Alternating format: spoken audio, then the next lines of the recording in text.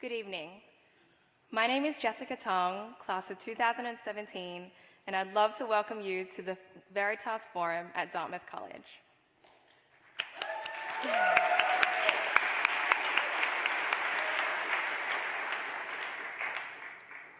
The Veritas Forum is an opportunity for the Dartmouth community to come together and explore life's hardest questions. The students and campus ministers who have planned this forum are inspired by the idea that Jesus Christ has something relevant to offer our university in its search for knowledge, truth, and significance. With that inspiration, we welcome those who bring other backgrounds and other perspectives and commitments to the table, and we honor all questions just as we bring questions of our own.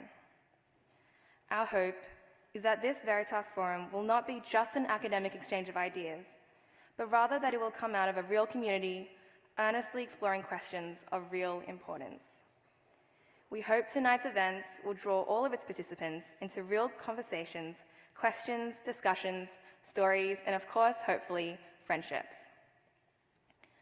The Veritas Forum at Dartmouth College is sponsored by the Association of Christian Tuck Students, Agape Christian Fellowship, Aquinas House, the C.S. Lewis Society, Christ Redeemer Church, Christian Union, Crew Dartmouth, Dartmouth Faculty and Staff Christian Fellowship, the Eliezer Wheelock Society, the Fellowship of Christian Athletes, the Navigators, the Tucker Foundation Office of Religious and Spiritual Life, and the Waterman Institute.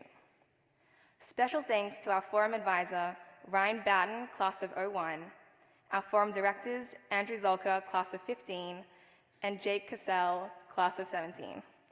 We are so grateful for all the students, professors, campus ministers, and alumni who helped create this forum.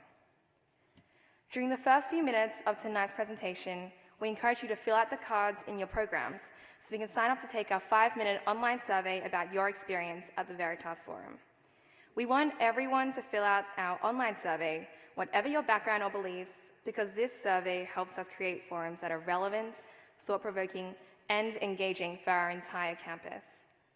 We need your feedback to make next year even better than this one, if that's even possible. So please take a few minutes to fill that out. We do promise that we won't spam you, and as a thank you, we enter all participants in a raffle to win an iPad. Please also note that after our event tonight, a campus reception will follow for student, faculty, and other members of the Dartmouth community.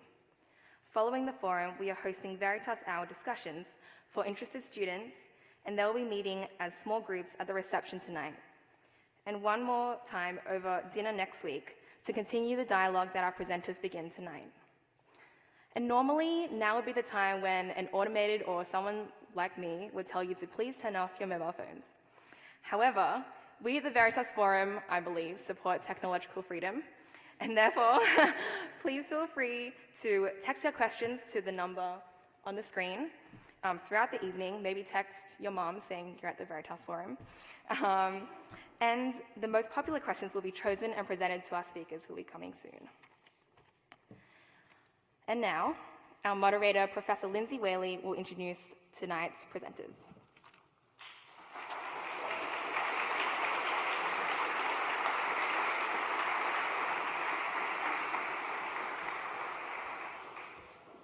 I'd also like to issue a welcome to all of you. Thank you for joining us tonight in what I think promises to be a very intellectually enriching evening. I'm going to take a few minutes just to introduce our two speakers. First, I'd like to welcome Professor John Lennox to Dartmouth and commend him on his wisdom to visit us during the beginning of leaf season.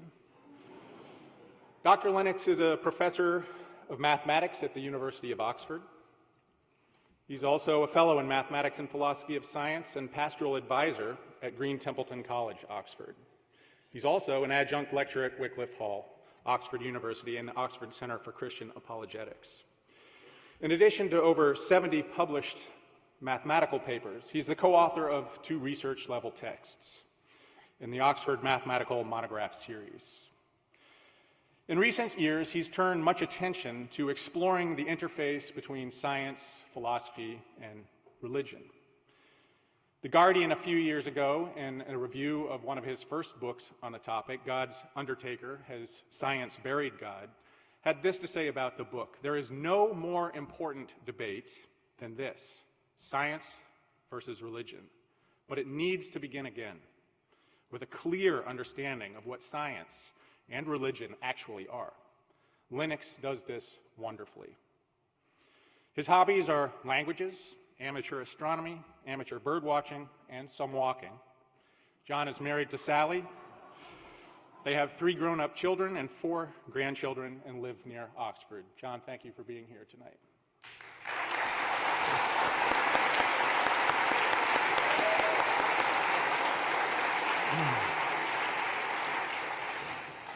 Peter C. earned his PhD in cognitive psychology in 1998, also from a university in Cambridge, but the one on this side of the Atlantic, Harvard University.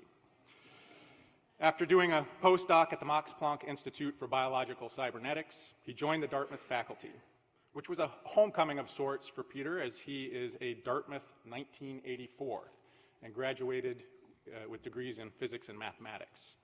Interestingly, after graduation, Peter became disillusioned, dissatisfied with the quality of his previous education, all due respect to Dartmouth, and undertook a self-guided enterprise to experience a true liberal arts education, including studying major world religions and traveling to sacred sites worldwide. Through this experience, he developed a keen insight for the relationship between knowledge and science and religion. Through his research on motion perception and the neurological basis of vision, he's emerged as one of the nation's leading neuroscientists. Last spring, he was awarded a prestigious Guggenheim Fellowship. And in 2013, MIT published his book, The Neural Basis of Free Will. In the blog for Scientific American, Stephen McNick praises this book for challenging the common assertion that free will is an illusion because the universe is completely deterministic. But he poses this challenge, Peter does, on the basis of neural mechanisms. So the blogger goes on to say, "I love C's book. It has literally set me free. It explains these ideas in full glory and exquisite detail." Peter's married to Melinda. They also have 3 children, Lilia, Henry, and Eliza, who are here with us tonight. I'm told that they did not come to hear their father speak, but because they've never seen him in a suit before. So thank you, Peter.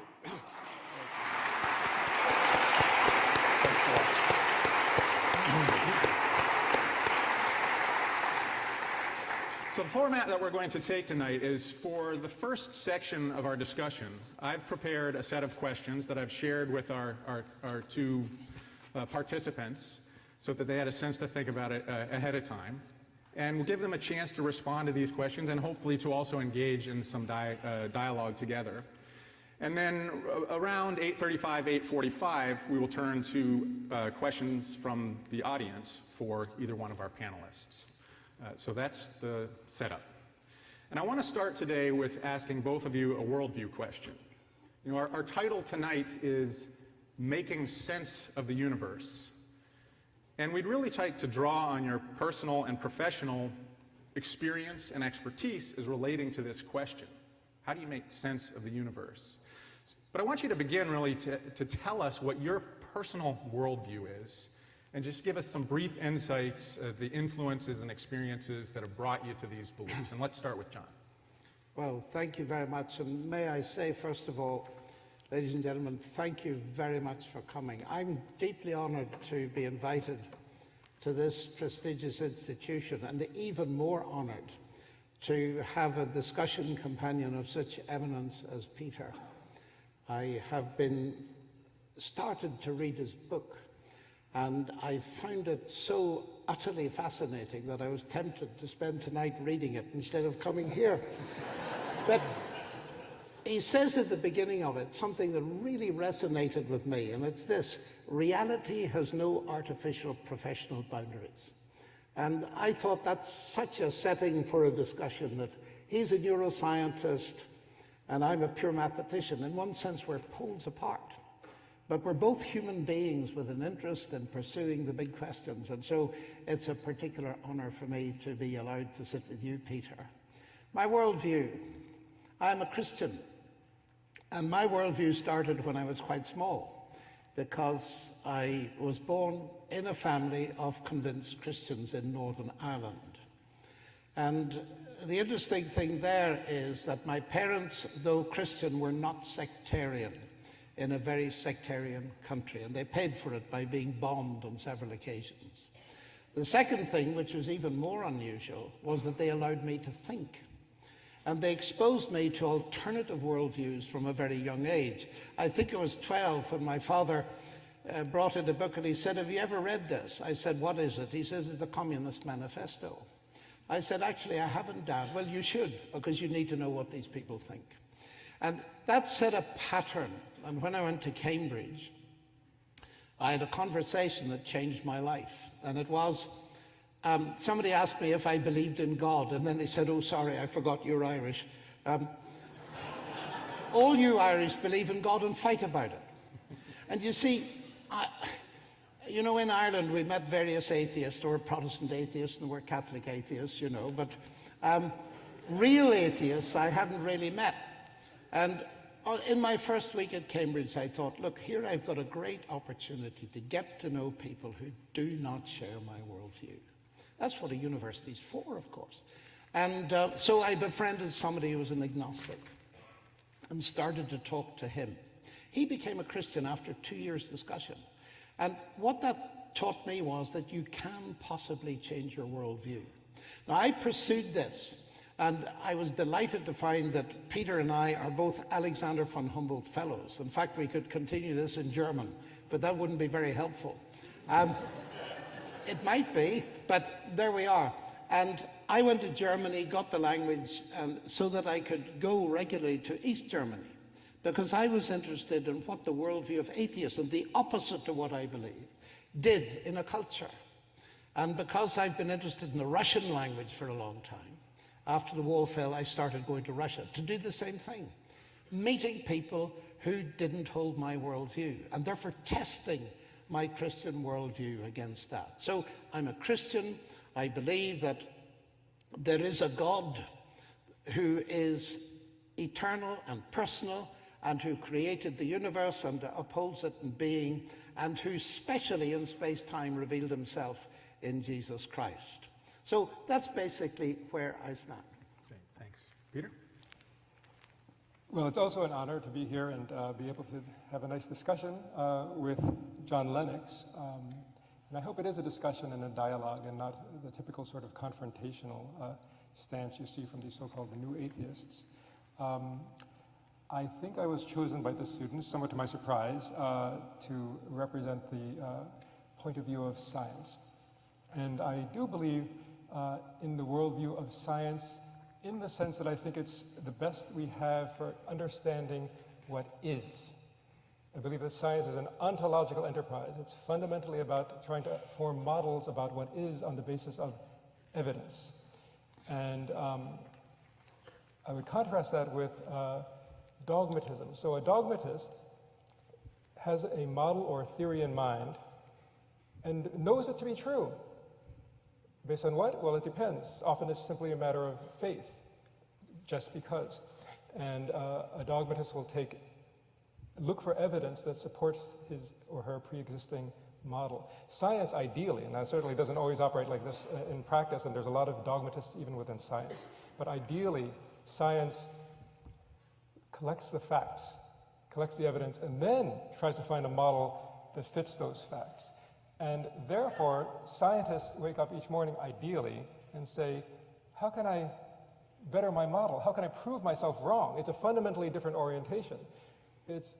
Whereas a dogmatist is closed-minded because they already know the truth, a scientist ideally should be open-minded and looking for more and more evidence to get a better and better model of reality. Now that said, I think scientists need to be humble because science is fundamentally an ontological enterprise. It's about what is. I think science has to remain largely mute about questions of how to live, how to treat one another, what is good. Science can inform these things. You know, for example, John gave the example over dinner that, science might be able to establish at what point a fetus can feel pain. And that's information that will inform our ethical decisions. But fundamentally, science has to remain mute about these issues. And I see this as the domain of spiritualities and religions. And the problems tend to arise, I think, when scientists try to impose this ontological enterprise of science onto issues of morality, ethics, aesthetics, how we should live. And conversely, when religious dogmatists try to impose their domain onto our ontological domain and say, this in fact happened. And then scientists say, okay, show me the evidence, right? You say resurrection happened? Okay, well, let's see the evidence for that. You can't go back to the Bible as evidence for that. That's circular, right? Is your claim falsifiable? What would you do if you, for example, found the bones of Jesus in some cave? Will your whole worldview collapse? Just because you found some bones? Isn't the message of Jesus something that is not dependent on those bones, whether he was God or not? Isn't it a valid claim to try to live with love and forgiveness, to love our neighbor and turn the other cheek? So I would say that religion has a valid domain, and it should be encouraged. I'm certainly not one of these people who argues that religion should be banished. I think that's very unwise. Also, it's unpractical. You know, it's almost a universal of all human cultures that there are religions. It seems that we may even be pre-wired to look for agency even where there is none. And so we shouldn't try to banish this. We should try to cultivate new forms of spirituality that are consistent with science and rationality. And conversely, we should cultivate forms of rationality that are themselves perhaps spiritual in orientation. Great, thanks, Peter. So I know both of you have done a lot of significant thinking about the nature of the universe. And I want to start with a fairly basic question. And to raise the intellectual stakes and challenge for you, I want you to answer it in 3 minutes or less. All right. And the question I'm going to ask both of you is, why is there a universe at all? And so, Peter, why don't I start with you? From your perspective, how do we make sense of that fact, that there is something rather than nothing? So the question is, why is there something rather than nothing? Why is there a universe at all? And the very short answer is, I don't know. I don't think really anyone truly knows, and I think it's okay to admit that. And I think we may never know, and that's also okay. I think it's very important to be able to live with uncertainty. I'm going to read a quote that I just love by the physicist Richard Feynman. I can live with doubt and uncertainty and not knowing. I think it is much more interesting to live not knowing than to have answers that might be wrong. If we will only allow that as we progress, we remain unsure, we will leave opportunities for alternatives. We will not become enthusiastic for the fact, the knowledge, the absolute truth of the day, but remain always uncertain. In order to make progress, one must leave the door to the unknown ajar. So science is fundamentally about the unknown. We are trying to discover new things, which is to say we try to learn everything that's known and then push the envelope so that we make discoveries about the unknown. So scientists have to be comfortable with uncertainty. And it reminds me of a book that I read when I was much younger. It was by William James called Pragmatism and the Meaning of Truth. And in it, William James talks about children, how all children are like little scientists asking questions, or maybe scientists are like little children, but they're asking questions. Why is the sky blue? Why am I here, right? And slowly over time, he noticed, often as children become adolescents, they start to become more and more uncomfortable with uncertainty, whereas as children, they were comfortable with uncertainty. And often, people will lock into some kind of ideology and say, well, now I'm certain, now I'm right? Because this feeling of uncertainty, of doubt, he argued was painful. In fact, he argued that truth might even be the cessation of doubt in a psychological sense. And then he said, well, but there's a minority of the population that doesn't succumb to this, that doesn't have a strong need for certainty, and these end up being your artists, writers, explorers, scientists, and so forth. And then he wondered, why? What is it about this small minority that continues to search and is uncomfortable with uncertainty? And then he wondered, what kind of educational system could we develop that would foster adults remaining in a childlike state? So I don't know the answer to why the universe exists, and I may never know, we may never know, but that's okay. Do you think, theoretically, is it knowable? Coming from within your worldview?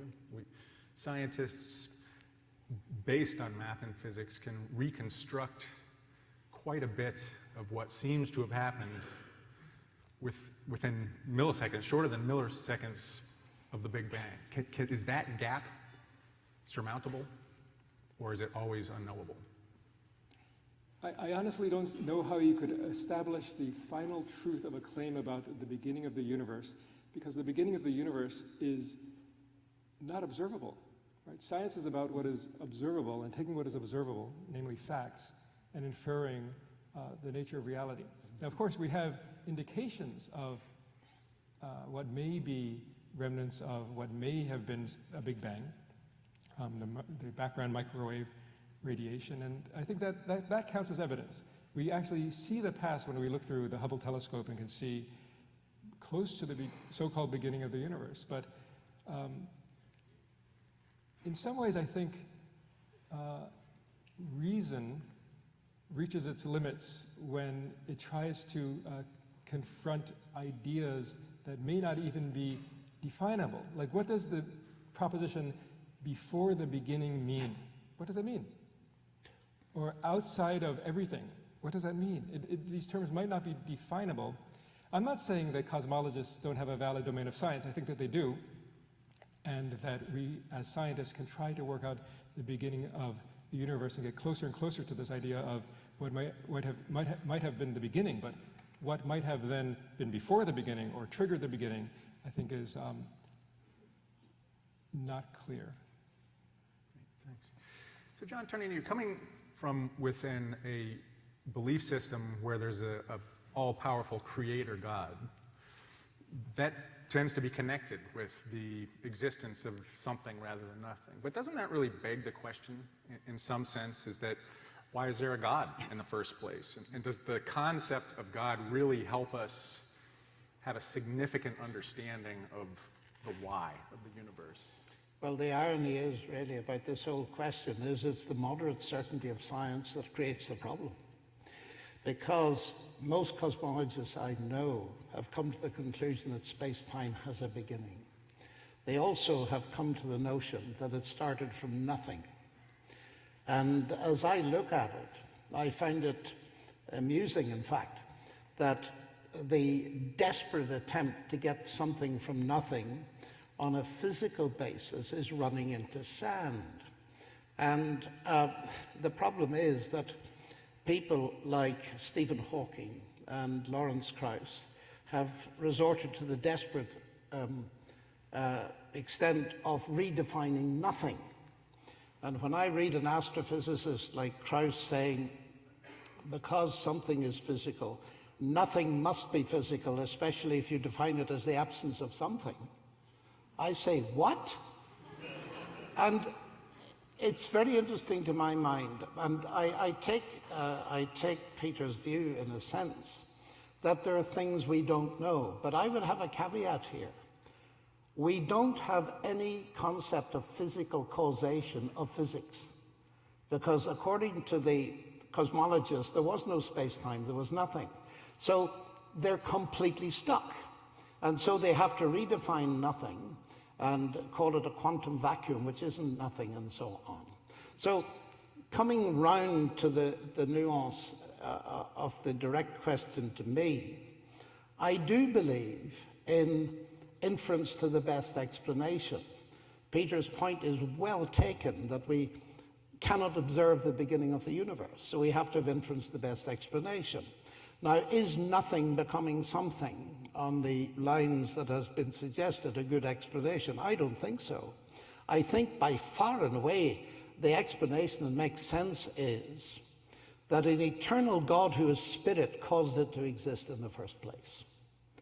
That is, it wasn't something from nothing, it was something from nothing physical. God is spirit.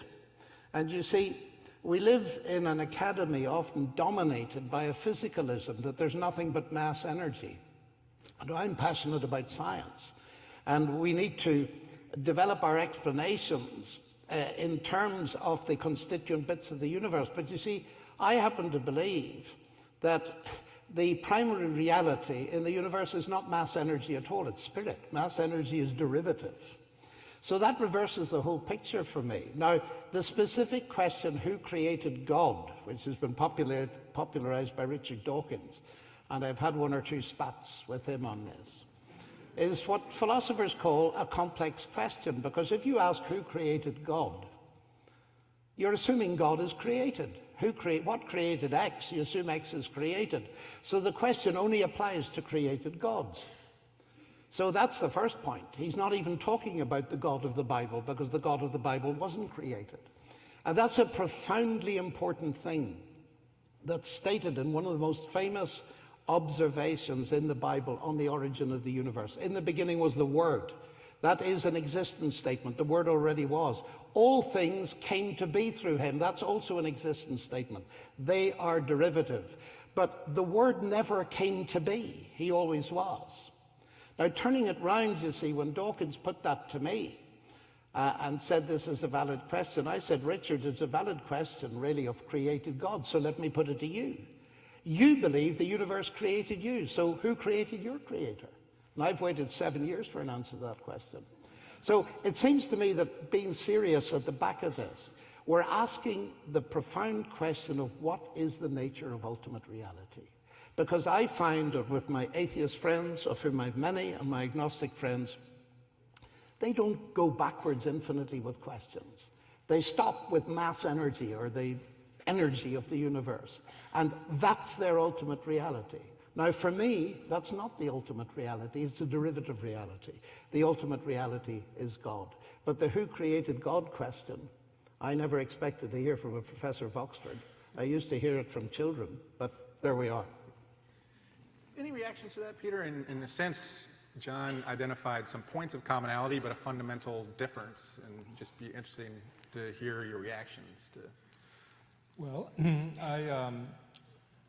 I'm a naturalist. I believe that there is only nature, and that if we were to, even if there were a God, it would be a natural process, not a supernatural one. If it were supernatural, it would be outside the domains of the universe as we understand it, outside the domains of the laws of nature. I think it is a problem for theists, the proposition that something existed before the existence of the universe, and that thing itself wasn't itself created. I think it's probably incoherent. But I believe, even though I am a physicalist and I am a naturalist, that there's a way to have a spiritual life, and it doesn't build itself upon a belief system. It's not necessary to believe in the resurrection or that God created the universe to nonetheless have a life based upon trying to be good, trying to be kind, trying to better ourselves. And in fact, I think religions in the future will more and more emphasize practice rather than belief. And when religion tries to kind of confront science on its home turf, which is ontology, what is, I think religion's at a big disadvantage. But this other domain, how we should live, how we should have our communities, how we should transform our minds through practices like meditation, science has nothing really to say about that, and that is the most valid domain of religion. So, John, you're both using words like physical and spiritual or spirituality. Are you talking about the same things? Are your categories the same here? Well, I haven't used either of the words spiritual or spirituality, actually. Okay, granted. Because well, God is spirit. Not that I'm against them. Yes. I think that it's not an adjective, it's a noun. That God is spirit. There is a prime reality that is spirit. And Peter's point interests me when he said that it's incoherent to think of God existing before the universe. I think it probably is. But I think that the relationship of God to time may be infinitely more complex than we imagine. That God caused this space-time continuum to exist doesn't require us to logically involve some kind of obvious self-contradiction in the statement of it. I think it may be very much deeper than that. And you see, inference to best explanation for me is here we have a universe which is rationally accessible to a certain extent. And you, fascinatingly, you're studying the inner universe, the brain, and cosmologists are looking at the outer universe. Well, if I step back from that, you see, what that says to me, as just looking at it, is the most sensible, ultimate explanation of that is that the fact that we can do science at all is a result of the universe being created by a rational spirit. That makes sense to me. It doesn't make sense to me to assume that nature is all that exists and that mass energy can somehow climb its way up to produce intelligence. It seems to me that the other way around makes infinitely more sense. So from that sort of global perspective, I sit where I sit, so to speak. May I say something? Sure, please. So that something makes sense to you doesn't make it true. No, and it doesn't make it false either. No, that's true. Yeah. I grant that. But I think we have to be especially skeptical of finding evidence for things that we want to be true. Honestly, I would love there to be a caring God. I don't believe in a caring consciousness out there who's taking care of me, but I would love it if such a being were out there right now and taking care of all those thousands of people dying of Ebola right now. I don't see evidence of that, and I think that a scientist has to take the evidence and confront it really as an adult and say, okay, it looks like with the cessation of the brain, there's the cessation of the mind. It looks like upon death, there is no soul. There's no evidence for the contrary position. And to say it makes sense to me or I have faith in it is not evidence. It's not sufficient for a scientist anyway to... Well, we agree, if I might respond to that, Peter, that evidence is a crucial thing. Right. My faith in God is evidence-based, as is my faith in the scientific method. And I think one of the biggest evidences is that we can do science at all, that we trust our intelligence. Now, if our intelligence is the end product ultimately of a mindless, unguided process, we wouldn't trust a computer if we knew it was the end product of a mindless, unguided process. And this is a thing that people like Thomas Nagel now are pointing out, and he's an atheist philosopher, as you know. And he's saying this naturalistic view of the universe that's got no transcendence is in danger of destroying itself, because ultimately it removes all kind of meaning to the very words we use to do our science. So I think that the whole scientific endeavor is evidence, and that connects, and this may be another question, but that connects with me with the fact historically that the rise of modern science is very closely linked with Christianity. As C.S. Lewis put it, men became scientific because they expected law in nature, and they expected law in nature because they believed in a lawgiver. So there are those kind of connections that I feel go extremely deep, and they form part of the evidence. If that makes sense to you. Let me take it just a slightly different direction. In some ways, I think it's a related question, but coming from a very different angle. I want us to think a little bit, again, back to the nature of the universe and how we understand that and how we make sense of that. And particularly, I'd like us to talk a little bit about whether this system we have, this physical system anyways, is a deterministic system. And Peter, in your book and other places, I know you've argued that quantum effects are a big part of this, that disrupt a deterministic system. And it would be helpful if you could explain a little bit more what that means and how that works in your mind. All right. So determinism is the claim essentially that from the beginning, say in this case it might be the Big Bang, there's only one possible future. Everything that happens has to unfold, more or less like a movie. You can imagine a movie with Woody Allen in it, and it's just unfolding. And Woody Allen in the movie might say, you know, I have free will, I do. But it's just unfolding like a movie. Everything that happens has to happen because there's only one possible future. The alternative is usually proposed to be indeterminism, which many people think of as just utter randomness. It's just random stuff happens. And it seems under indeterminism as well, understood as utter randomness, that you wouldn't have much say in the matter either. Random stuff would just happen, you know, little ants with top hats would start dancing around out of nowhere for no reason, just random stuff would happen. And that doesn't seem to be the case. Random stuff that's utterly random doesn't seem to happen. And the question then is there a middle ground? You know, is there a point between the sort of the Scylla of determinism where there's no freedom because, you know, there's only one thing that can happen, and the Charybdis of randomness? Is there a middle way that does afford some degree of human freedom? And I think the answer is yes. And that's because the physical system of the brain is able to parameterize, set up the conditions or the criteria that future neural activity will have to meet. So it is true that, you know, mental events, information processing in the brain right now can't change its physical basis right now, but it can change the conditions that future mental activity will have to meet. So to make this concrete, you know, I can give you some question like, you know, think of somebody who has red hair. So that's a criterion. You might have thought of, you know, Margaret Thatcher or Ron Weasley or Pumukul or somebody, you know, but Ronald McDonald, you know, but why do you think of that one versus any of the others? Well, there's a degree of randomness there, but it's not utterly random because it had to be a person who had red hair. But it's not utterly deterministic either because it could have turned out differently. Now, your physical system of the brain is constantly rewiring itself on a millisecond timescale, taking advantage of this. And I think that this requires amplification of randomness, ultimately from the quantum domain up to the level of neural activity. And a lot of my book is looking specifically at that question. How do you amplify random events in the synapse up to a level of neuronal spike timing differences? And I won't get into the details, but I think there's very strong evidence for such amplification.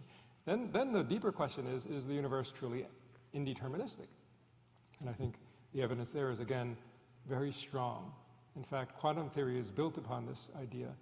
The fundamental substance is not really energy, it's something that physicists call action, and it has the units of energy, time, or momentum, space, or position. And what Max Planck first came to understand was that this seems to be quantized.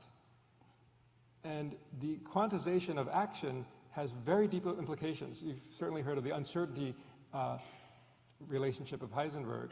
Well, you know, the word he used was actually, the German word is Unbestimmtheit, which really means indeterminacy.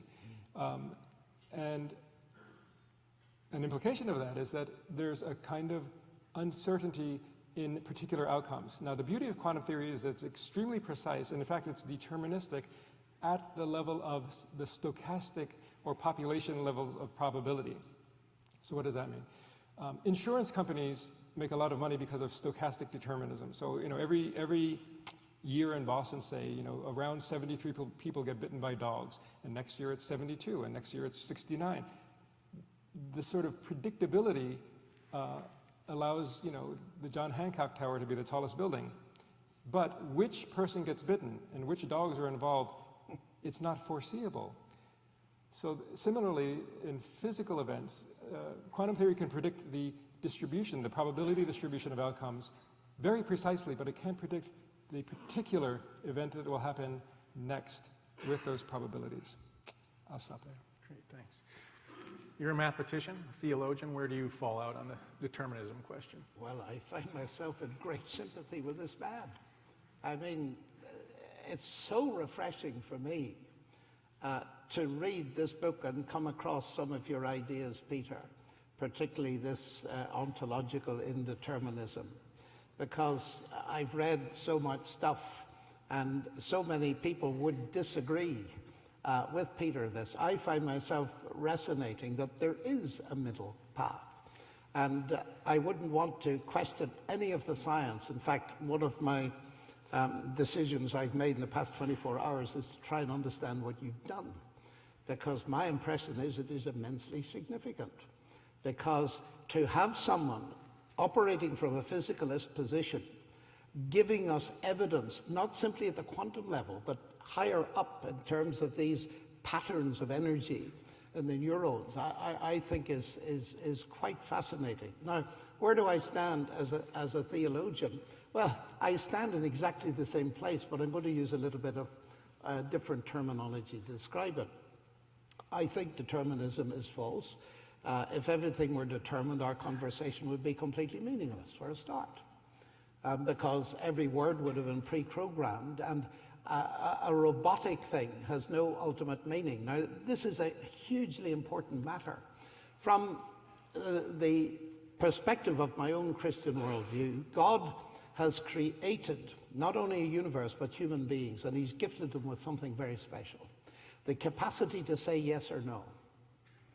And that capacity, that freedom of will, limited of course, I'm not free to run at 100 miles an hour, and you know that looking at me anyway, but there is a real freedom, and that creates the possibility of the most important things in life: love, morality, and so on. And I think that the Genesis story, simple as all it may appear, is utterly profound.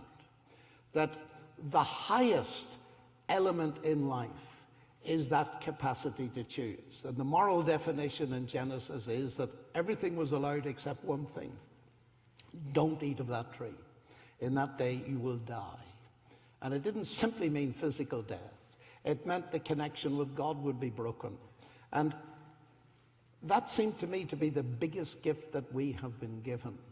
And so, having a confirmation from a scientist that does not share my worldview, I find is a very encouraging thing indeed.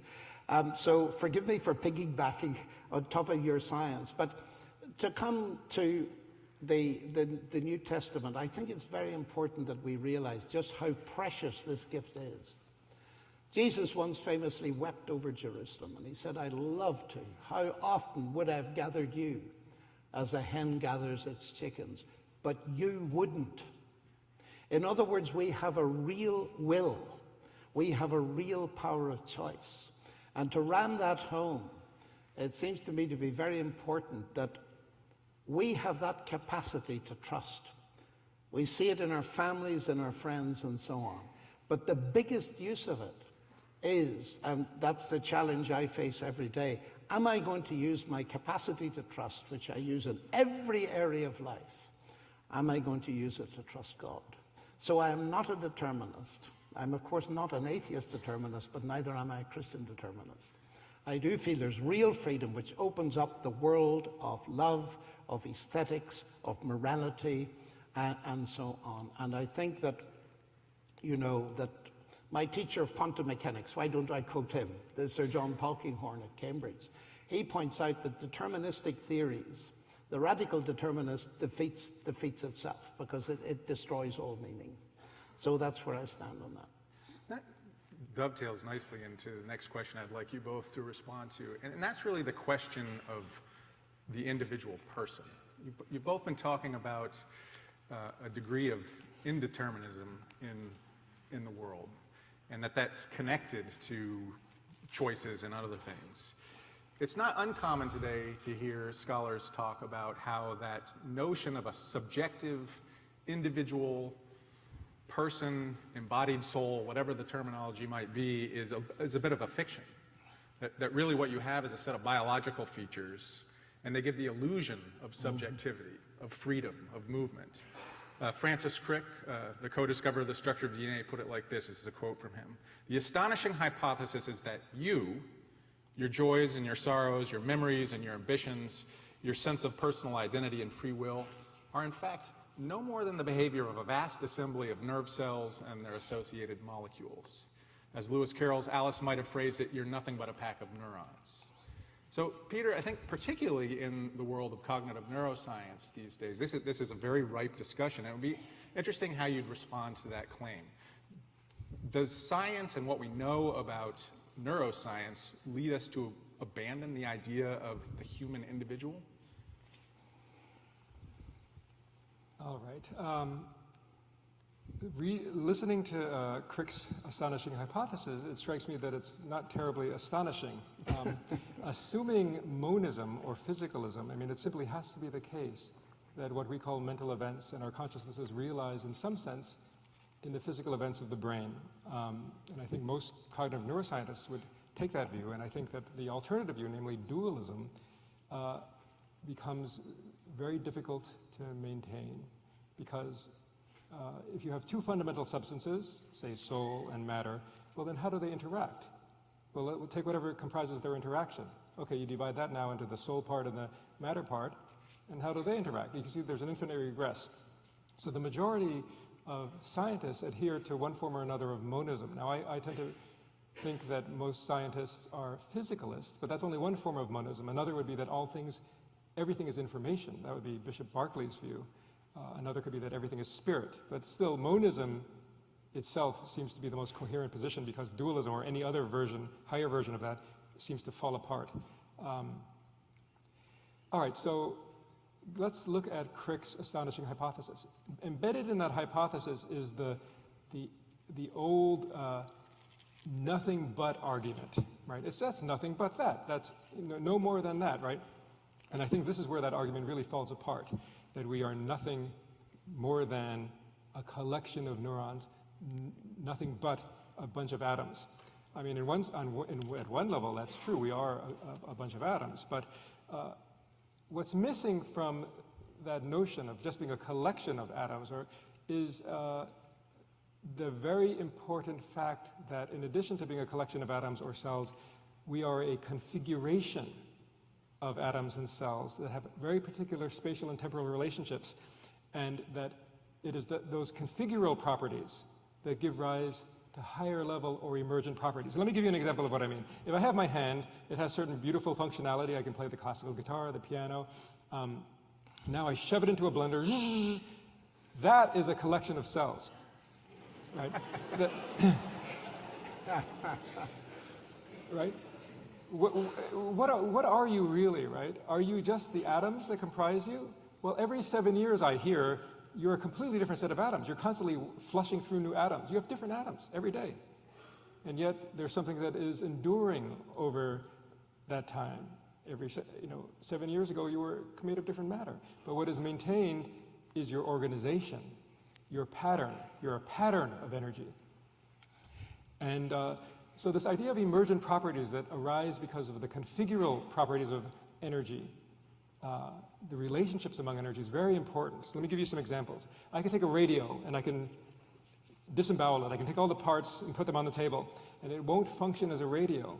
It's only if I take all the parts and put them together in the right configuration that it takes on the property of being able to convert electromagnetic waves into sound.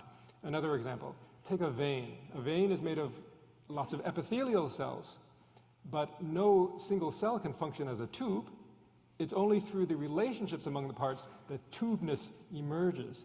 Take an airplane wing, is another example, right? No portion of this heavy metal thing can fly, but if you have the right shape and you project it forward, because the air has to traverse a greater distance over the top than the bottom, you have, according to Bernoulli's principle, lift.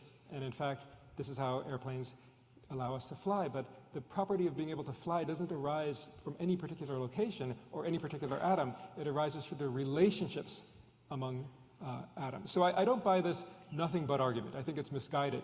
We are not nothing but a collection of cells because we're not just a collection of cells. We are the relationships among those cells. Now, very fundamental to what I study is information.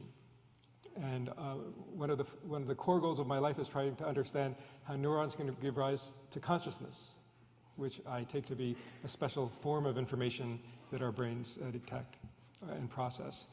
And information is realized in matter, but it's not identical to matter. Take your experience of redness. Redness doesn't have mass, but the neurons in which it's realized have mass.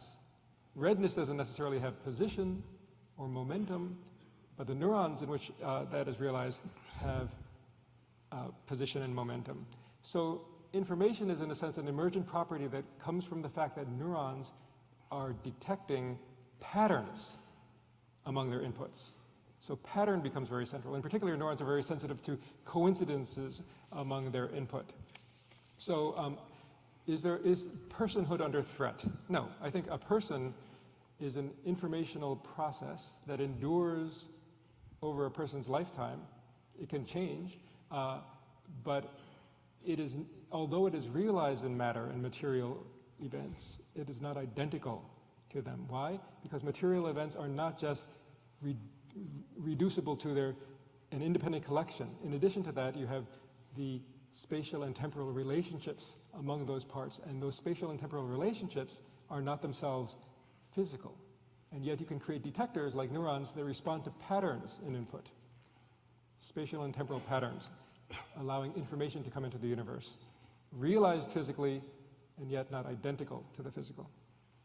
So just following up on that a little bit, if we have this remarkably complicated organization of material that gives rise to the ability to interpret our interaction with the environment, how does that account for the qualia aspect of it? Is that an illusion? So, you know, the saltiness of salt, is that real, or is that in fact an illusion, so that our system may experience it as something that's vivid and intangible, but in fact it's really just a sequence of neurons and synapses firing in just the right way, and we label that activity, that brain activity, as saltiness? So science typically attempts to take what's publicly observable as evidence to construct a model of reality. Now, neuroscience and psychology are very unusual in science in that they're attempting to form models of things that are not publicly observable. I can't observe your mind. I can't observe your feelings and perceptions of redness. I assume you have them, but I don't know how I could possibly prove it. And it becomes very challenging to try to form a science based upon something that's inherently unobservable. What we can observe is neurons. Nonetheless, we know that neurons are processing information. I can't observe information directly. I can only observe the physical basis of it. Now, consciousness I take to be a type of information that's processed in the brain. There's lots of unconscious types of information being processed in the brain. I think the relationship between this class of information that we call conscious or consciousness is very closely related to what we call volitional attention. So I'll ask you, can you think of something that you're conscious of now that you can't attend in the next moment? Well, certainly everything you're attending right now you're conscious of. But in addition, anything that you're conscious of in the background, you could also shift your attention to it. So it seems from an information processing point of view that consciousness is a special domain of information. It is the domain of information that is accessible to and operatable upon by volitional attention. It's what allows you to, see a flock of seagulls, and then, without moving your eyes, you can put your attention on one of those seagulls and track it around. So I don't think consciousness is something supernatural. I think it's a very natural process, and in fact, it is a kind of information realized in our brains. Now, the qualia problem is, why does something taste salty as opposed to looking blue? Or, why does the sky look blue as opposed to red? And is your red the same as my blue? I think that this is, a very thorny problem. Qualia seem to be very much associated with information of a particular type that makes explicit certain kinds of facts about the world, right? So I don't experience the red wavelength that my cones and my retina detect. I experience red pigments that take into account lots of other information across the visual field. I don't experience the shapes that are present on the retina. I experience the shapes that are inferred to be present in the world. So for example, if I open a door, the shape on my retina is changing radically, but I don't perceive it as deforming as I open the door, right? So then, being a naturalist, I would say, why did this evolve? I'd say qualia evolved and consciousness evolved so that planning areas, in particular volitional attentional areas, have something to operate on, which is our best representation of the world and what's going on in the body right now, so that we can plan what to do next. So, John, do you think that the incredible advances in science in terms of understanding the way that we interact with the world, particularly neurologically, but not exclusively, have led us to the point where we should abandon more traditional notions of the self, which it has different varieties, but has a spiritual side to it, has a conscious side that isn't specifically biological or materially based? Not at all.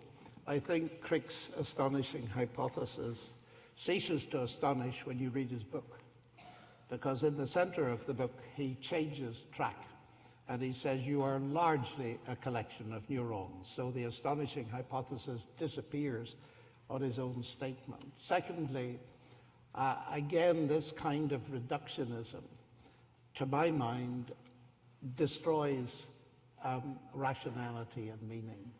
It's like saying that the writing on that Veritas forum is nothing but molecules of paint on molecules of canvas. And the world of rational discourse, I think, if you dissolve it simply to the firing of synapses, you end up without any meaning at all. Secondly, I think, and it was very interesting just listening to the preceding discussion, that Peter's point that we, of course, are more than a collection of atoms. There is configuration. I would go further than that. It's semiotic configuration. And that is what, for me, is enormous evidence of a transcendent logos. It's very interesting just listening carefully, because the word emergent appeared a number of times, but the illustrations you gave were very interesting. First of all, there was a radio and its parts. It doesn't work till you've got all the parts together. But that radio doesn't emerge from the parts without the input of intelligence. And my problem with the word emergent is it covers so many things. Do you mean it emerges without any input of energy? Does it emerge with a catalyst? Or does it emerge with all of those plus informational input from outside? The other example of the aircraft's exactly the same. It doesn't emerge without informational input from the outside. So what I feel you're building up at my mind, Peter, is a case for an intelligently designed universe. The irony of Crick's work is he discovered DNA. That's the longest word in any language we've ever discovered. And it's interesting that the language of computer science has been taken by people like Maynard Smith into biology. So we talk about codons, we talk about the genetic code, and so on. And as I say, the current irony to my mind is that some of my colleagues who work in this field, if they see a Veritas forum up there, they immediately deduce, they induct upwards, that they see, because that has got semiotic content, that those are signs or symbols, but they have meaning. Whatever automatic, semi-automatic, natural processes have produced that poster, they know there's a mind involved in it. And the very same people will look at the DNA with 3.5 billion letters in it and say chance and the laws of nature. That doesn't stack up to me. And so when the word emergent is used, I say, by what mechanism? Consciousness evolved. What do you mean by evolved? How do you know? And I come the other way round, because on this question, I would regard myself, and here I'm almost probably will commit blasphemy in Dartmouth, I would say I was a dualist. I do not think that matter is the only kind of stuff in the universe. And I was very interested to read David Chalmers a while back. And fascinatingly, I discovered that he, although he prefers a reductive explanation of consciousness, temperamentally he said, I'm strongly inclined towards materialist reductive explanations, and I have no strong spiritual or religious inclinations. I hoped for a materialist theory. When I gave up at this hope, it was quite reluctantly. So there are people in your field that I read, and I'm not an expert in your field, who take dualism now more seriously than they did before, because there are many kinds of dualism. But the key point, I think, on which we agree, actually, is the vast significance of information. Now, you and I know it's very difficult to define.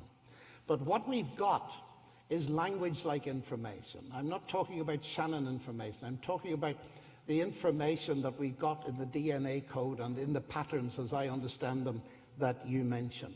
And you made the point that information is something more than material. I think that was the way you put it. Now, I would say, yes, it is. And if you are a naturalist, what do you get it from? I want to say that information, although, quoting you, I think that information is usually embedded in some kind of physical system. information itself is not material. It's not material at all. And therefore, it seems to me that one of the greatest ironies of 21st century science is we've lived to a stage where many of my physicist colleagues regard information as a fundamental quantity that is independent of mass energy.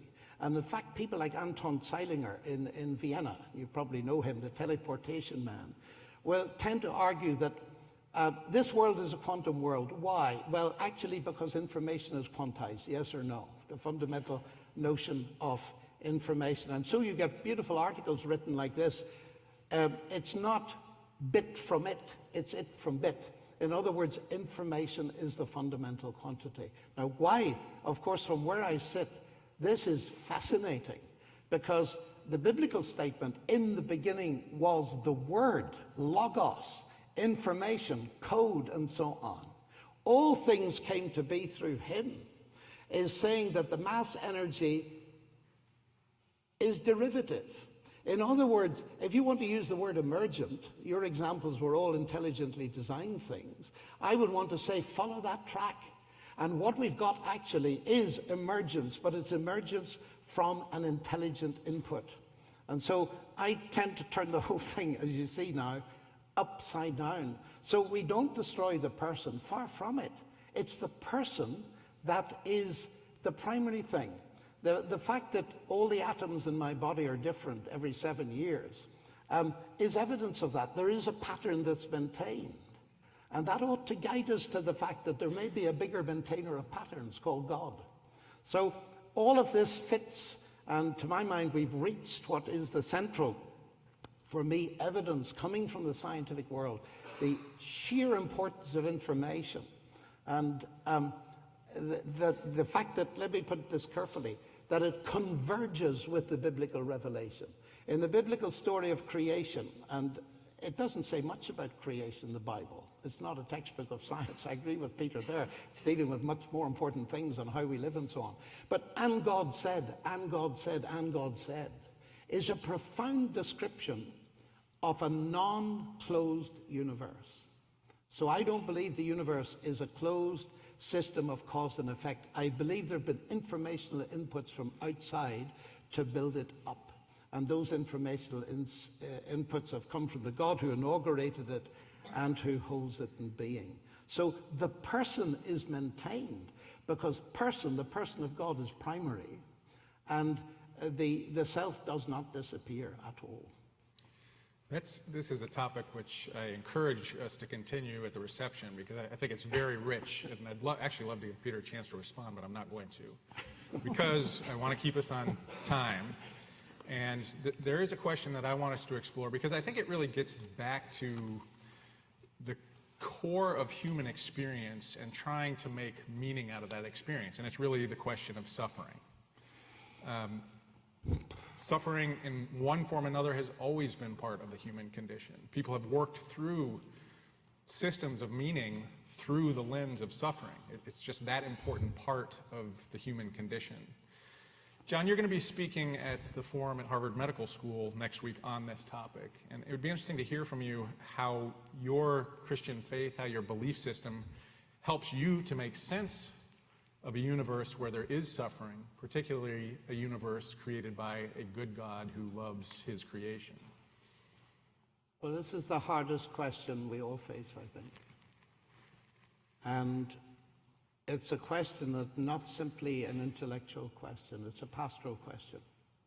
Cancer looks very different through the eyes of an oncologist and to a young mother of 30 who's been told she's got 2 months to live. And I'm very sensitive to this. When I'm asked this question, in an audience like this, there are many people who are hurting very deeply. And I've stood in Auschwitz many times, and I wept every time. So how do you deal with it? Now, I can understand people that become atheists because of the problem of suffering. I really can, and I know many of them.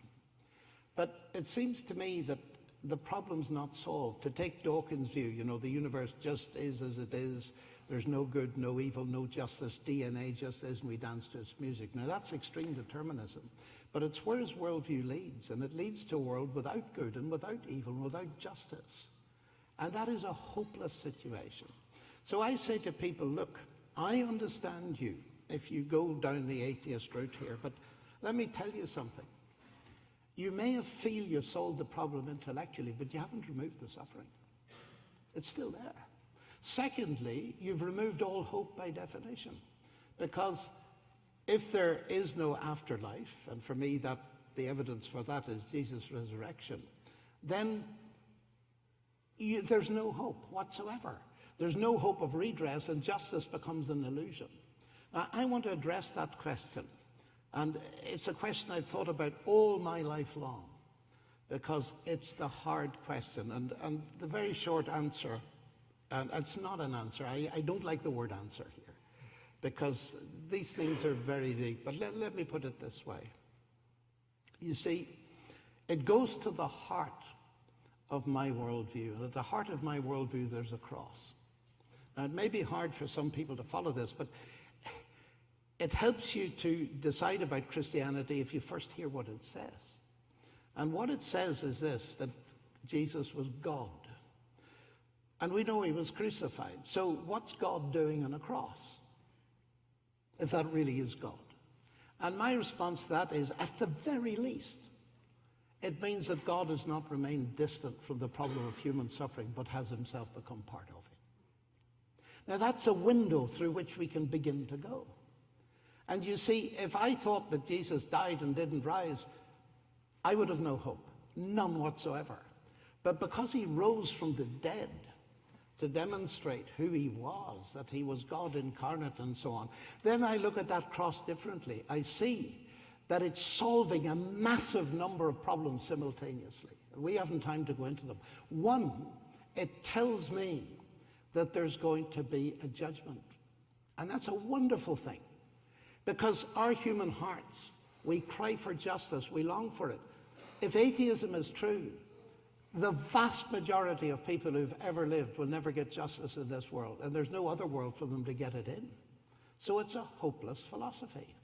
Now, I have a problem because I believe in God, but I firmly believe in a God who sees everybody and who is perfectly capable of compensating and will, in the end, do what's right and be seen to be done what's right, so that we will have no further questions. So as I treat this thing, I say, well, let me put it this way. Personally, my life has been saved by last-minute medical intervention about 7 years ago. I was dying, had no hope. I was saved. And people say, do you thank God for that? I say, yes, but let me tell you something. In the same year, my niece of 22 had a brain tumor that carried her away. And I say, do I thank God for that? I need to be careful what I say about myself.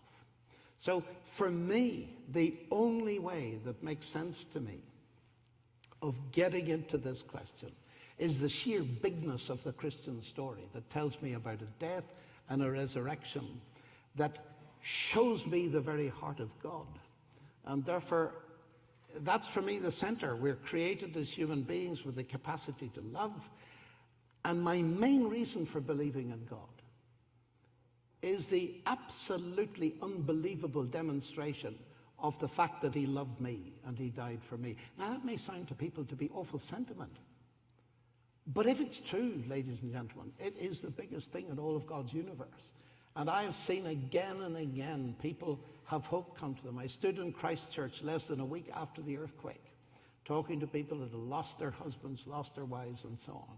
And what I discovered was, quietly sitting with them, I couldn't take their immediate pain away.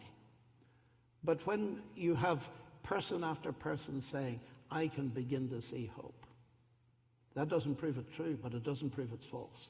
And it all hangs round something I believe that happened in space, time, and history, and that's the resurrection of Jesus. Thanks. Peter, same question to you. As you contemplate suffering in the world, suffering you may have experienced in your own life, how do you work through that? Is there meaning in that? And how do you explain it? Right. You know, honestly, I would really love it if there were a caring God who would judge Hitler and make him burn in hell forever. I would love it if, you know, people wouldn't have to suffer apparently pointlessly. But again, wishing something to be true doesn't make it true. And I think we have to be especially skeptical of things that we want to be true, because we're prone to self-delusion, and I suspect, there's a lot of contingency in what people tend to believe. I personally don't think it's that important what people believe. I'm much more interested in how they are and what they do.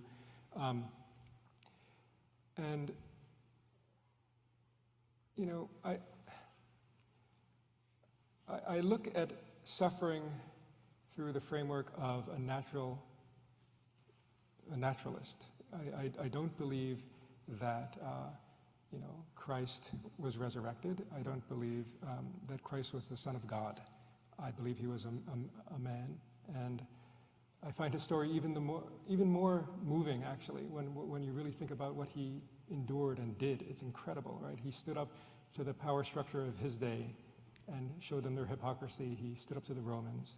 He introduced a new conception of the divine, of God, as love as opposed to vengeance. I mean, that would have been easy for God, but for a man, it's just mind-blowing.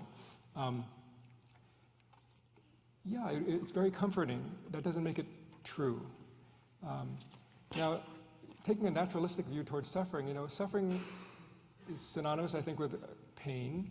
I think pain evolved through natural selection as a signal that you need to stop what you're doing because you're causing damage. Now, that could be bodily pain, and you have pain receptors, and if those signals are not obeyed, you'll damage your tissues and you'll die. And you can imagine some animal that would feel pleasure upon burning itself or cutting itself, and it would get infections and it would die. So you can see how natural selection would weed out that propensity. But of course, it's not only just physical pain. There's emotional pain, losing loved ones. There's the pain of alienation. And these, I think, also evolved as signals to help guide us towards certain kinds of outcomes. But we also know that these signals, physical pain, emotional pain, maybe even spiritual pain, can go awry. And people can actually feel these signals inappropriately. So people who suffer from depression are suffering emotionally needlessly. And I think that this can be corrected. And the correct way to correct this in situations like this is perhaps to change the neural circuits that lead to that. So we have a researcher here called Paul Holtzheimer, and he and his colleagues have discovered a new method that involves deep brain stimulation. And it came originally from the deep brain stimulation used in the Parkinson's patients. So the Parkinson's patients would have a tremor. They would implant the electrode in a particular nucleus of the subcortical brain, and the person's tremor would go away. They'd turn it off, and it would tremor.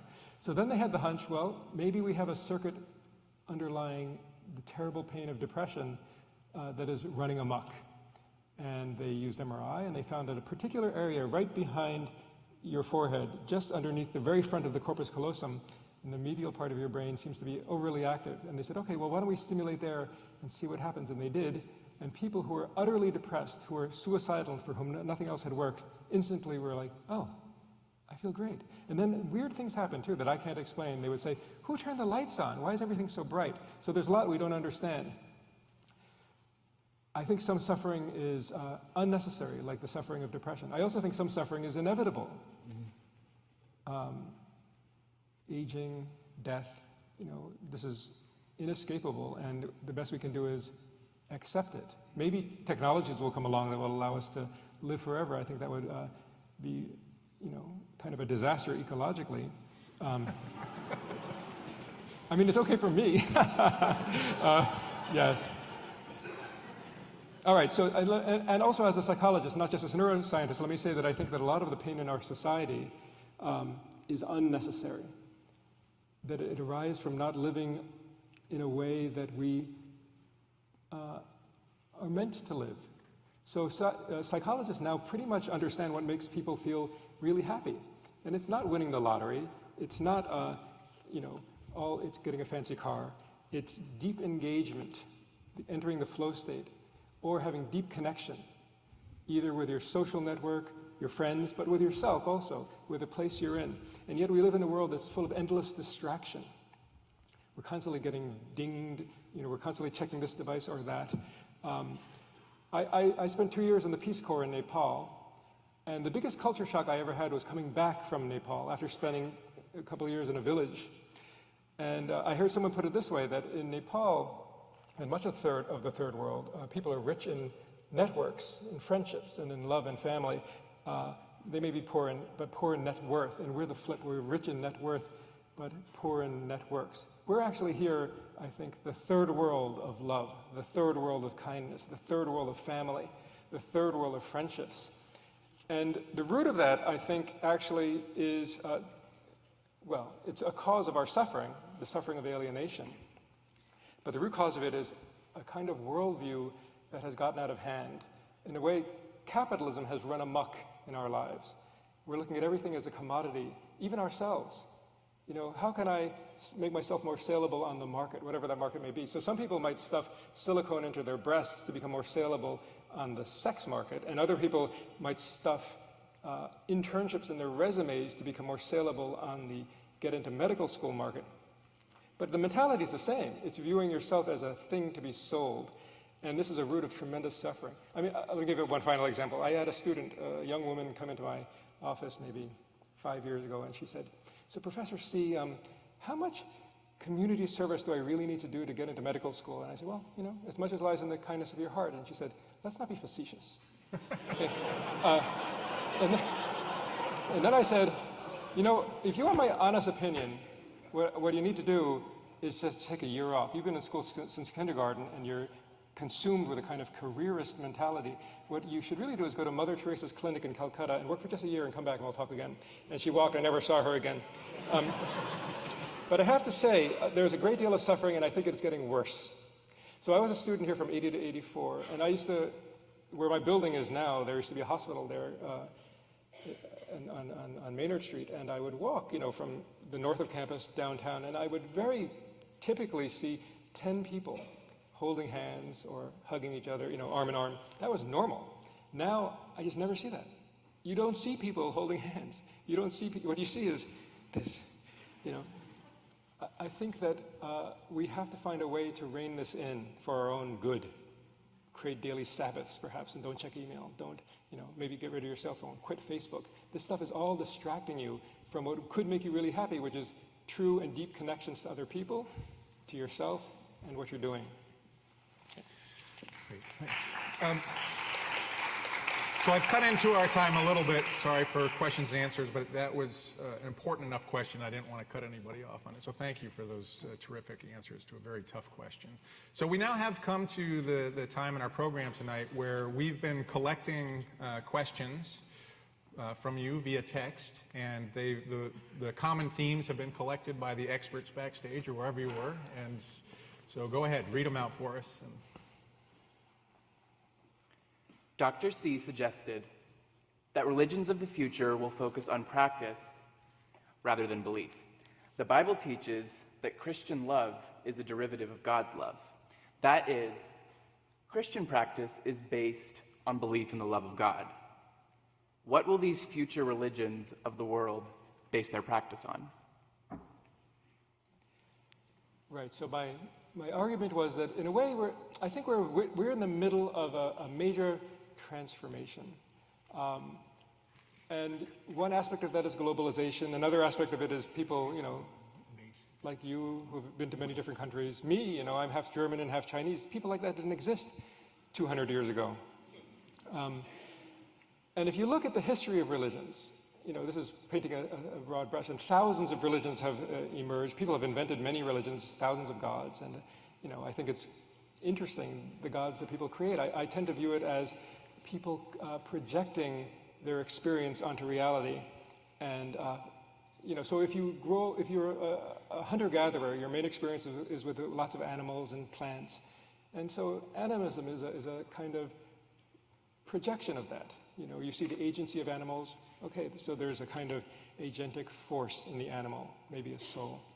Then people started to live in towns and then cities that had a king with a sort of ruling family. And lo and behold, gods were like a king, maybe Zeus with a ruling family. And then along came the first empires. And lo and behold, something like monotheistic religions emerged that were very much like an emperor over an empire. It was a metaphor. In fact, I think it's quite interesting that the very first sort of monotheistic-like religion was created by a pharaoh, Akhenaten, who was the husband of Nefertiti, lucky guy. So he invents monotheism and he has Nefertiti as a wife. But and now we're entering a new kind of world, which is a world in which empires are not so much about the ruling of land, but the controlling of information, where each person has in the palm of their hand all the information available that exists, available in the palm of their hand. So people's experience is, in a sense, becoming the metaphor of an emperor god ruling an empire, which I think is the traditional Christian metaphor in some ways, has to be transformed to become more relevant to people's lives. I don't think the Roman religions, for example, were extinguished because somebody proved them wrong. I think they simply became irrelevant to people's lives, and the Roman society became vulnerable to new ideas coming in.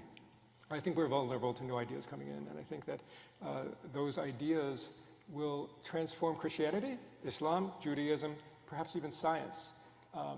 They will be centered, I suspect, on notions of information, in particular consciousness. And I suspect that future versions of Christianity will look very different than the ones that traditionalists maintain now, that are built on having to believe this set of dogmas. And if you don't believe in the resurrection, the whole thing falls apart. I don't see it that way. I think that, I find it kind of ironic that Jesus himself spoke primarily in parables and metaphors and allegories, and yet people take the Bible literally. You can take it metaphorically, and it's very profound. And I believe that the influx of the Eastern religions is going to have very profound implications. So when I was a kid, nobody did yoga, and now everybody does yoga. The janitor does yoga. It's incredible. The world has been transformed very fundamentally. And what these practices, coming from the East primarily, offer is the possibility of transforming your consciousness. What they all seem to have in common is the training of your attentional system. So you have, meditation by attending your breath, paying attention to a mandala, a picture, paying attention to a sound, a mantra. But they all seem to be involved in actually transforming your brain by changing your attentional system, your volitional attentional system. You change what your conscious experience will be. So I think that's very transformative, and we're going to see a continuation in that direction and a de-emphasis in coming generations upon basing a spiritual life upon dogmas, beliefs. Professor Lennox. Oh, yes, I do. Yes, I do want to respond to that. In as much as I understood the question and listening to Peter's response, there was quite a bit of Freudianism in there, so let me just comment on that. This idea that has been referred to several times, that something is not true because it's comforting, and the idea of the gods are projections of the imagination, that is, of course, true of many gods. But just because something is comforting doesn't mean it's false. And secondly, atheism is found by many people to be extremely comforting. That doesn't mean it's true. And I think C.S. Lewis's point is worth bringing in here. He said, of course, my desire for something does not make it true or false. But on the other hand, he says, if we find ourselves thirsty, it would be very strange to have that experience in a universe where there was no water. If we find ourselves with a desire for intimacy, it would be very strange if there was nothing corresponding to it in the universe like sex. And so I would want to argue, although that's true, it's only partly true, that if you say it would be very comforting and I would like to believe, that may be an indicator that actually it's true, that you're responding to something very deep within your own person. And so the question is there evidence that it's true? Now, on the Freudian projection thing, which is very important, Manfred Lutz, who's one of Germany's leading psychiatrists, has just written a wonderful book, Eine kleine Geschichte des Größten, a brief history of the great one. And he makes the point, if there is no God, then the Freudian explanation works brilliantly to say that religion is, of course, a delusion and the gods are projections of our imagination, etc., if there is no God. Of course, he points out, if there is a God, the exact same argument works in reverse.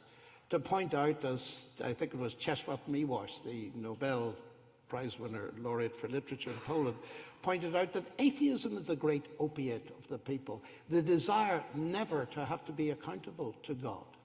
And Lutz's bottom line is very powerful. He says, as for the substantive question of whether there's a God or not, neither Jung, Frankl, or Freud can help you at all. You've got to look elsewhere. And as for the future of Christianity, I will agree with you, Peter, now for a little bit, that we have been beset by the false kind of dogma and so on. Jesus said, I am the door. I've never met anybody who took that literally. The point is, the Bible, like any other book, is full of metaphor. But the mistake that's often made in discussing this is metaphor we use to stand for reality. In all of our work in science, we have to use metaphors all the time, but we use them to stand for realities. So just because it's a metaphor doesn't mean it doesn't stand for a reality. Secondly, we need to be very critical of what our belief system actually teaches. What I mean by that is this. I come from Northern Ireland, and at the very beginning I mentioned this, that people expect me to be belligerent and, using the gun and all this kind of thing to defend Christianity. Now, the point is, that kind of action, which has occurred around the world, where fundamentalist people have pointed guns, shot each other in the name of religion and in the name of Christianity, I think the way to solve that is to go back to what Christ taught. And the striking thing here is that he was put on trial historically for the very accusation that is made often by people like Christopher Hitchens, that Christianity foments violence. Christ was tried on that charge and declared innocent. And he said, my kingdom is not of this world, otherwise my servants would have been fighting. So what I find very important is to go past the institutions, which often put people off, I'm afraid. Why? Because they haven't followed the basic teaching. And I once said to Christopher Hitchens, I said, Christopher, I don't understand you. You are rightly critical of all the kind of religious hypocrisy, exploitation, all this kind of thing. But Christ was critical of it. Why aren't you on his side? Why are you criticizing him? And the things you so beautifully said at the end of your last contribution on suffering, looking around at the world and seeing the lack of kindness and so on. If we followed the teaching of Christ, this world would be a very different place, because we would care for one another, we would love one another, and so on. So people that do these things and claim to be Christian aren't Christian at all, because they're disobeying Christ, they're not following him. So what I'd expect to happen, in answer to your question, is the core things remain the same. Just like basic arithmetic won't change over the next 2,000 years, I expect. And for me, I go back to the resurrection of Christ as the central piece of evidence that has implications for who he is. And that won't change. I don't expect that to change at all. But the way in which we communicate it may well change. And of course, if we got it wrong in terms of caring, in terms of practice, that's got to change or nobody will ever believe us at all. May I say something? Why don't we go to the next question then, so we can get a few more in. I think we have time for one more from the audience. Professor Lennox, how do we move from a worldview of theism to a worldview of Christianity? Is the resurrection really the only evidence we have to determine the truth of Christianity? Of course not.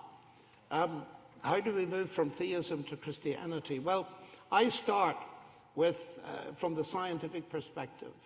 As I argued earlier, it seems to me that the teaching about logos, the word as being God, fundamental to the universe, that resonates with the whole of science.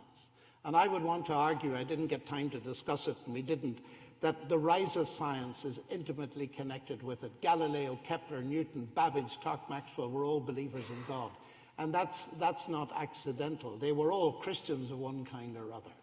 But of course, responding to what science can tell us is limited. The Bible admits it. Paul says that as we look at the universe, we can see certain things about God. One, that he exists, and two, that he's powerful. Not a great deal more. So why I'm a Christian, how we get from theism, we need a different kind of evidence. Now, we both agree that science is only part of reality. But there are other parts. History and human experience are two more parts. And so I would want to call upon those, because you will have observed, of course, that Christianity is historical, space-time specific. It's making claims about a certain person at a certain time in history and so on. And so for me, although it would take a long time to explain in detail, for me, the predictions that came in advance of Christ, the whole preparation through the Jewish tradition, the prophets, the history of Abraham and so on, and what God taught the people was a preparation for the coming of the Messiah. He didn't arrive unannounced. And what he did in his life, his teaching, his death, his resurrection, his ascension, is all part, and I want to ask my question, what evidence is there that these things are true? Now, as Peter pointed out, we can't repeat the history of the universe to see what happened at the beginning. We can only make inferences. We can't repeat the history of Christianity to see exactly what happened. But I believe we can make powerful inferences to come to conclusions which many people have come to, starting from a completely antagonistic perspective. But there's a second way of testing it, and that is Christ makes certain claims about what happens if we trust him and respond to him. Do they work? The proof of the pudding's in the eating. And so I would want to argue, for instance, that Christ claims he can transform a person's life if they trust him and they repent, and he can change their lives. Now, I've seen that happen so many times in absolutely tangible ways, where a violent husband is transformed into a loving husband, where divorce is arrested, where relationships get put together. And when you see that again and again and again, and I would say as well that I've been married 46 years, and what has held us in that bond and our children is the fact that we have a relationship with God. And the question of forgiveness, I find I'm in a mess as a human being. I've done wrong. And those questions of guilt and forgiveness, I find they're actually solved in a real way. So to me, there's an objective side, the historical, the evidence in science and the universe. But by far the most important is I discover it actually works. And the Christian faith has given me such a network of friends around the world. In fact, many departments where I come to say, we don't understand you. Why not? Well, everybody else that comes we have to entertain, and they've no friends, and we're bored out of our minds looking after them every night, but you seem to have instant friends wherever you go. So all those things add up for me to actually tangible evidence, not proof in the mathematical sense, you'll never get that, but tangible evidence that it's true.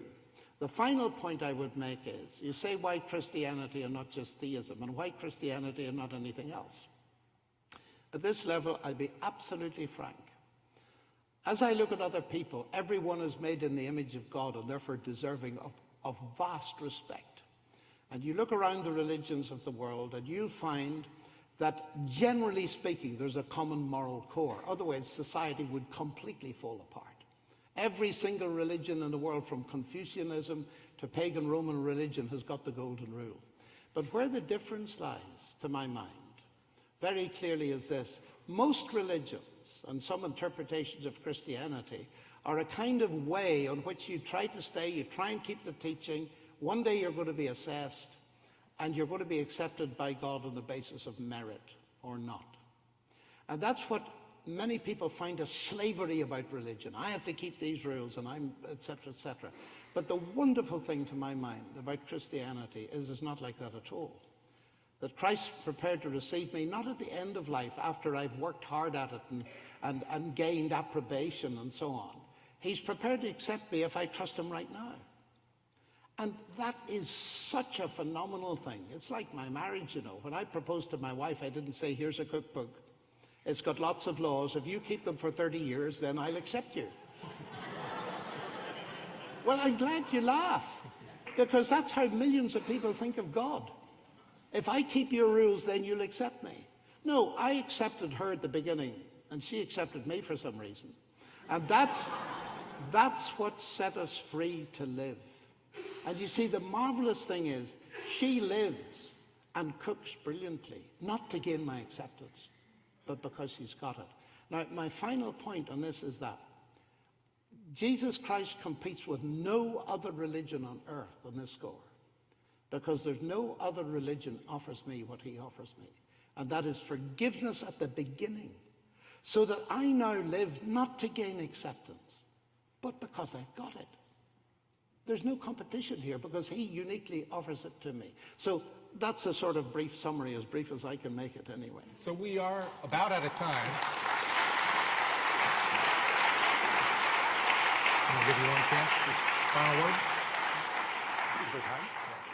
Why don't we give Peter one final word here, relatively brief, because it is getting late, and so please. So my suspicion is that had Dr. Lennox been born in rural India, he would be Hindu, and equally convinced of that. Had he been born in rural China, he would be Confucian, perhaps Buddhist, like my father. Had he been born in Cologne, Germany, he would be Lutheran, like my mother, and equally convinced of that, and arguing that this is the best of all possible worlds. Let me also point out, human beings have come up with thousands, maybe tens of thousands of religions and gods. Dr. Lennox is also an atheist about those other vast majority of them. It's only this particular one must be true that he happened to grow up with and happened to be born into. And I think, the message of Jesus is beautiful. I don't deny that. But I don't believe it's necessary to believe that he was the Son of God or resurrected, or actually that he's out there for belief in him to help a marriage. Maybe it's the belief in his message that's helping the marriage. It doesn't mean that he has to exist out there. I'll stop there. Well, I'd just like one word, Peter. All right. because if I'd been born in India, I might well have been a Hindu. And that's why I've spent my entire life exposing my faith to its opposite in order to answer that question. The motto of this university is Vox clamans in deserto, a voice crying in the wilderness. Might be a good time to listen to that voice. Thank you. Thank you to both Peter and to John. Thank you very much indeed. Wonderful. Really well done, guys. Thanks very much.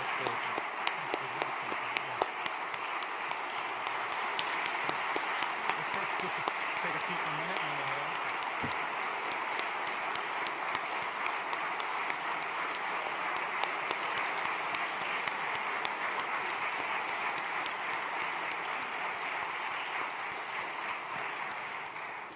I think, ladies and gentlemen, you should thank the moderator. Yes.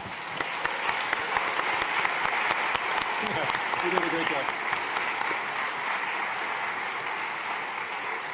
So is there a final word from the MC, or yes? I'm like the pinch hitter for the MC. Pinch hitter. Thank you all for coming to this year's Veritas Forum. The Dartmouth campus reception for students and faculty is ready in the Hanover Inn Ballroom. Enjoy your evening, and join me in thanking Professor C and Professor Lennox one more time.